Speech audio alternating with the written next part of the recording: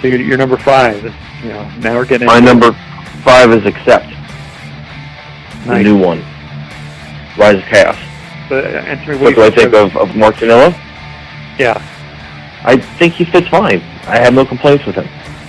He's not Udo, and that's okay. Udo's classic Accept, but his voice is similar and complements him enough that it doesn't sound like it's a different band. It still sounds like Accept. Right. So that raspy, gravelly voice. This is the 4th album with him singing, so they've been going since 2010 with Mark singing, and it's like overkill. They know what they're doing, and they're consistent, and they're just Accept is cranking out some more traditional heavy metal, like we know. Also, now if you want to hear classic Accept, now this is the only way you're going to hear it live, right? Aside from if you're going to go see Dirk Schneider doing his retro thing where he's playing all the Accept songs from when he was in the band, which is great, but he just doesn't record any new music for Accept. Right. But when you see Mark with Accept, they do sprinkle in probably half of the set is the old stuff, and then half of the set is songs from the last 4 albums. Nice. Yeah, when you can do it, then you should do it. Yeah. How about you? What's number 5? Number 5 is also kind of going back to the old days. Well, sort of. It's the reunion of the Cavalera brothers. Cavalera Conspiracy came out with Psychosis this year. And what number album is that? This is their 4th? Since the two of them reunited? I think it's okay. It sounds like old school Sepultura to me. Which is the way Sepultura should sound like. Well, I mean, even older school than old school Cavalera Sepultura. Really? Yeah, like it's even the stuff that predates Chaos AD and Roots. It sounds. Well, that's like what I like. That's the Accepted. I mean, that's the Sepultura that I like. I mean, for me, Chaos AD. That's my favorite. I don't know about how any flavor of the band will ever rival that. But yeah, Beneath the Remains and Arise, those albums were fucking brilliant. And Psychosis, new album from Cavalera Conspiracy, it's just that intense, that heavy. Max Cavalera is so underappreciated, in all of music, his songwriting abilities. He can take something that's this intense, that's as intense as this new Cavalera Conspiracy album, and make it, and still make it unique and listenable. I mean, it goes to, when stuff gets that extreme, sometimes it's hard to keep it having its own unique identity, but it still sounds like you're listening to Max Cavalera. So it's great stuff. I'm super impressed. So that's why it's number 5. Okay, nice. Number 4, my pick was the Mark Slaughter solo album. That's right. You talked to him a couple of times this year. Yes, I saw him play in New Jersey too. He did a couple solo shows in support of the album, which was really cool because he did a Vinnie Vincent Invasion song. We're going to ignore that. Yeah, we're going to ignore that. Yes, so I really liked his new solo album. I thought it was really cool. It's kind of heavy. It's a little Slaughterish at times, but not quite Slaughter. It's a little more modern sounding, and his voice pretty much sounds the same. He sings the high stuff once in a while, but not as like he used to when he was in Slaughter. I think there's maybe one ballad on the whole album, and then the rest of it's all rockers.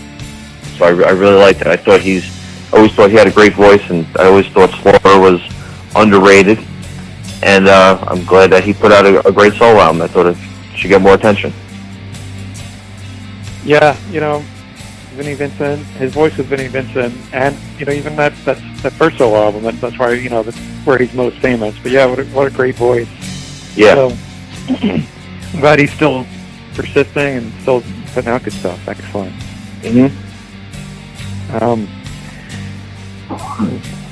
Sorry for the cough there, everyone. For me, number 4 is, I'm not sure if you would like this one, Rich, to be honest with you. It's a industrial album. It's KMFDM's Hell Yeah album. I do remember them. It was not my thing, but I do remember them.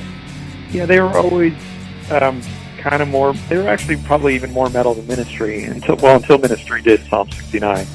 Okay. But KMFDM always had a metal edge to them. But this album is definitely industrial. There's definitely some Nine Inch Nails feel to it. But the songs are just really catchy. They're simple, but they're really well written. It's just really an infectious album. The more I listen, the more it really kind of got under my skin. You know, as I said in my review, it's called Hell Yeah. Like, really, you're just phoning it in, or you just like have some kind of a contract or something? But no, it's really good. If you like any taste for the industrial sound at all, then really check out KMFDM. And it's still like, you know, old school, traditional type of industrial stuff? Yeah, I mean, it doesn't change any rules. You know, they haven't kind of followed any new trends. There's not really, I wouldn't say there's any kind of dubstep or any of that kind of stuff. It just sounds like, it sounds like it could have been an album of theirs. I mean, it's really well produced, but it sounds like it could have been from any time in their career. So, kudos to them for still putting out music and for putting out such a killer album this year. Okay. All right. Number 3 for me, I put Sorcerer, The Crowning of the Fire King. How Game of Thrones does that sound? Right. I think, wow. That is, I want to get out my D&D characters again. Right? Well, you mentioned with the Dead earlier for Doom. This is very doomy, but much more Candlemass-ish. Okay. So it's got that up-tempo kind of doomy. It's got the doomy romp to it, but it's got more up-tempo beats to it and everything, and it really, the songs move nicely. I really dug it. Nice. I mean, and catchy. It's very catchy, very singable too, which is great. Cool. You know, I missed that one this year. There's a lot of stuff on your list I've missed this year, but yeah, that one I'm definitely intrigued. You know, I like to do them, so I'm definitely intrigued to check it out. Yeah, and you know, if you're a D&D fan, I mean, with a title like The Crowning of the Fire King, I mean, come on. No, you're getting almost into Glory Hammer territory. Let's stop there. Well, all right, what's your 3? Number 3 is actually another from the Rise Above label, but these guys they're definitely metal, but they're also folk. So there's definitely a folk vibe. There's definitely strong Led Zeppelin vibe. Okay. Talking about Galley Beggar, album Heathen Hymns. Don't know that. Completely got under my skin. It completely just possessed me for the first month I was listening to it. It's really Yeah, I am a huge Zeppelin fan. You know, I've learned. I was learning to play guitar. I mean, on Metallica and Zeppelin riffs and Jimi Hendrix riffs. You know, that's how I learned. So I'm a huge Zeppelin fan. These guys, they are not Zeppelin riffs by any stretch, but in fact, their singer is they have a female vocalist, so there's not even any of the Robert Plant kind of wailing, but a lot of just great folksy kind of bluesy, but heavy, but just great songwriting. It's really pretty songs, and I really dig it. I like it. I'm just looking at your review online as we're doing this, and I can see the cover art, and it is very folky and trippy and Zeppelin-y looking, with the girls in the circle, like they're doing some kind of a folky dance or something. Right. You can almost smell the patchouli when you're listening. But I kind of looked around after I posted the review. I was like, I wonder. But I posted and I looked around a lot of. I think Angry Metal Guy did a review. I mean, correct me if I'm wrong, Angry Metal Guy. But I saw reviews of their record on other metal sites. I was like, all right, I'm not going to the wrong territory here. So, Galley Beggar, Heathen Hymns, my number 3. Okay. All right, we're getting near the end. Yes, we are. Ice Earth, Incorruptible is my number 2. Ice Earth. Yes, I know you're an Ice Earth fan as well. Did you hear that one, the new one? I feel ashamed, talking to you, because so many of these great albums you're talking about I haven't heard, and of course I do like Ice Earth, so I've completely fucked up by not hearing this one, especially if it's number 2 on your list. Wow. Well, it's definitely a strong one, I would say, in their, almost 30 years of making records now. 25 years. Right. The third one was with the latest singer, Stu, which, he did 2 other records with him. Mm-hmm. Right. So it's their 12th studio album, and I like it. It's kind of a little more focused than the last couple, not so progressive in parts. So I had no complaints with it, really. It's solid. It's solid Iced Earth. 10 songs that are pretty much to the point. I think the longest song, I'm just looking it up right now, there's one that's 9 minutes, so that's a little bit more of the epic of the record, but everything else is pretty straightforward to the point. Nice. Yeah, I will correct that immediately and check it out. Yes, you should. Especially because you're also a Blind Guardian fan. Yeah. Well, yeah. Yeah. And that's like his brother in metal with that band, Blind Guardian, and they do their side thing too together. Demons and Wizards. All right. Well, yeah. I'm shamed. I'm hopefully appropriately shamed. You have homework to do. Yeah, definitely. All right. And speaking of homework, if you haven't checked out this one, I'm going to assign this one to you. Okay. My number 2 is actually the debut album. The band is called The Necromancers. Servants of the Salem Girl. Speaking of Satanism in metal,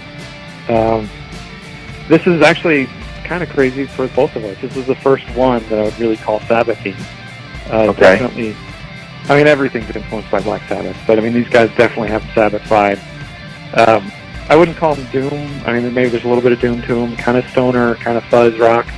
Okay. But just, it's kind of hard to pin it down. Guys got a good gravelly voice. There's, they're not nearly as proggy as Mastodon, but they kind of come from the same spot. But I think you would dig Necromancers. I mean, whether I know you're hit or miss with Mastodon, but I think you would dig Necromancers. It's just a really good, listenable album. Servants of the Salem Girl. It's actually my number 1 is going to be a live album. So this is my number 1 studio album of the year, Necromancers. Okay. So I like it that much. All right. My number 1 is a prog album, and it's Threshold, Legends of the Shires. Have you heard that one? Not heard this one either. Shame on me again. Do you know the band, though? Yeah, we've talked about them before. Okay. And your review, I saw your review was pretty ecstatic for this one. So yeah, I gave it a 10. So these guys are just great at writing progressive metal, where it's like where Dream Theater goes sometimes, where they make it progressive, but it's still catchy, and you still have great songs without them getting too involved with all the technicalities and being, overly dramatic with all their playing and the arrangements and the length and everything.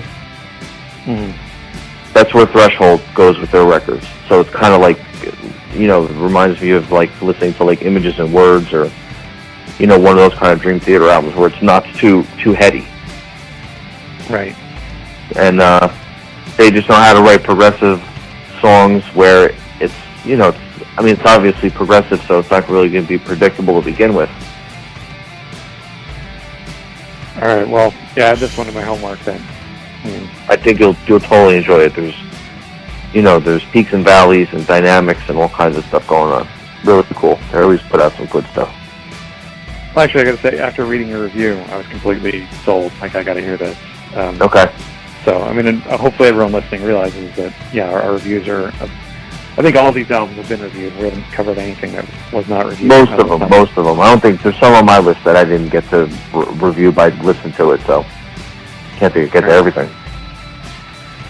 Well, my number 1 is one I know you'll appreciate and agree with, even if it kind of breaks the rules for our list. It's a live album. Okay. And of course, it's Thank You, Vakken, Kai Hansen. Yeah. What else can you say? All hell Kai Hansen. Yeah, exactly. I mean, he is one of the true greats in our genre. One of the most underappreciated, greats in our genre. Yes, and we have to thank him and Halloween for creating the great power metal. Right. I mean, and all the great bands that followed. Exactly. I mean, who knows what that genre would... The genre would probably exist, but who knows what it would sound like without Halloween. Right. Exactly. And Kai Hansen even, you know... I mean, I'm sure the other guys do deserve credit, but Kai Hansen probably more than anyone else. I mean, even when Halloween, which kind of stumbled over the years, I felt like Gamma Ray was still solid. Right. I mean, they got super silly, sure. But... so did Halloween. Yeah, well, right. So yeah, Kai Hansen, thank you, Vakken. It just sounds like everyone on stage is having a great time. They're playing, you know, they play Halloween classics, some Gamma Ray stuff, some new stuff. Mm-hmm. So it's just, they do Save Us, and Ride the Sky, actually, I think, was always, you know, a favorite. But I mean, I think I prefer the Thank You, Vakken version or the one on Walls of Jericho. I mean, wow.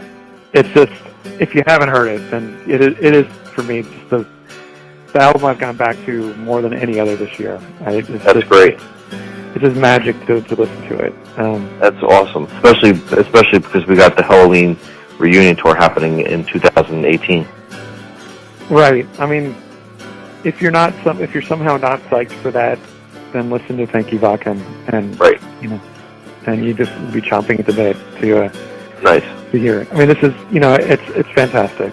So that's why it was my number. I mean, like I said, maybe I broke the rule of putting a live album at number one, but no, it's okay. It's still the best of the year, so it goes. It fits. All right, we've talked way too long. Thank you if you're still listening, then thank you. Yes, thank you everyone for listening. And we're going to come back for another one, which will be what we're talking about, the Iron Maiden Legacy of the Beast tour that's happening next year in 2018, and the possibilities are our favorites that we'd like to hear in the set, right? Yeah, I mean, yeah, exactly. I think, yeah, you know, Rich and I have strong opinions about what Iron Maiden should and shouldn't be doing with their set, you know, that they've been kind of dragging around over the past couple of years. So you'll definitely want to tune in for that one, even if you're not a Maiden fan, which I don't know how that's possible. But if you're not, you still want to hear. How are you listening to this and you're not a Maiden fan? That's the question. If that's the case, then you're totally not a fan. Right. It's hard to, if you don't, Maiden, Priest, you know, Metallica, old Metallica, you know. Right. If you don't like that stuff, then I don't know how you made it this far into this episode. Great point, Balance. Yeah, so, and, you know, we're going to publish our top 25, or, you know, by the time you're hearing this, we probably already have published our top 25. So check it all out, MetalAsylum.net. And we'll see you next time. All right, thanks for listening. Thank you, Rich. Cheers.